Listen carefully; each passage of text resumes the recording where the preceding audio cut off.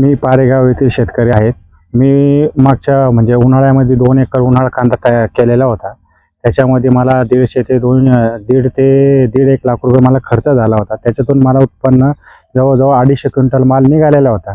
तर मी ते सगळे कांदे 40 साठवून ठेवलेले होते. बुवा आपल्याला पुढे चालून याला बाजार भेटतील आणि त्यानंतर मग 2 पैसे येतील बुवा आपल्याजवळ. आता दिवाळी आलेली जवळ, तर दिवाळी आली तर कमीत कमी कांदा बघितला तर 150-200 क्विंटल कांदा हा खराब झालेला आहे माझावाला आणि 100 क्विंटल कांदा राहिलेला आहे. तर शासनाच्या ह्या धोरणाने तर बाजार भाव बी नाही कांद्याला, तर काय करणार आता? दिवाळी कशी करायची आम्ही? आता आमच्या मुलांचं बी शिक्षण आहे, त्या शिक्षणाला बी पैसे लागत आहे. ते पैसे कुठून आणायचे? प्लस आता दिवाळी जवळ आलेली, मुलांना दिवाळी कशी साजरी करायची आम्ही?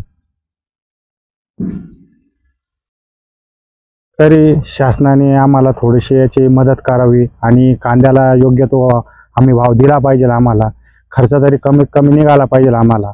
आणि आमच्या मुलांचे शिक्षण हे ते केले पाहिजे. आम्ही तर शिक्षण कसे करायचे आमच्या मुलाचे आम्ही?